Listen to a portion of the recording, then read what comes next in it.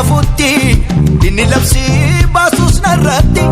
Waaqayyoon koo na jiraachise buburraaqsee na faarfachiise akkan du'e badee hafutti inni labsii baasus narratti Waaqayyoon koo na jiraachise buburraaqsee na faarfachiise Hamaan nan arganne hamaan nan arganne hamaan nan arganne hamaan nan arganne hamaan nan arganne hamaan nan arganne hamaan nan arganne hamaan nan arganne hamaan Singalateeffadha singalateeffadha Singalateeffadha singalateeffadha Singalateeffadha singalateeffadha Waaqummaa kee baree maqaa kee faarfadha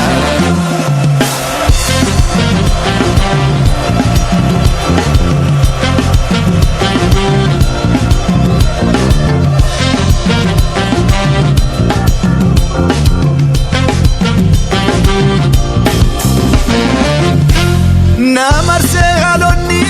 gurmuudhaan wal horee naannoo koo buufatu kan na wajjin jiru hundumarra caala dabarsee na laatu yaaduma daabiloos baduu koo odeessa na dhokseera Yesuus nama isaa keessa yaaduma seexannii dhugoo odeessa na dhokseera Yesuus markaba isaa keessa garreenfatee natti ilkaan qaratu yaanni diinaa narratti raawwatu sodaachisee narraasu haalonni Waaqayyoon koo jira na wajjini gachana kootini nan argatu diini gachana kootini nan argatu diini gachana kootini nan argatu diini gachana kootini nan argatu diini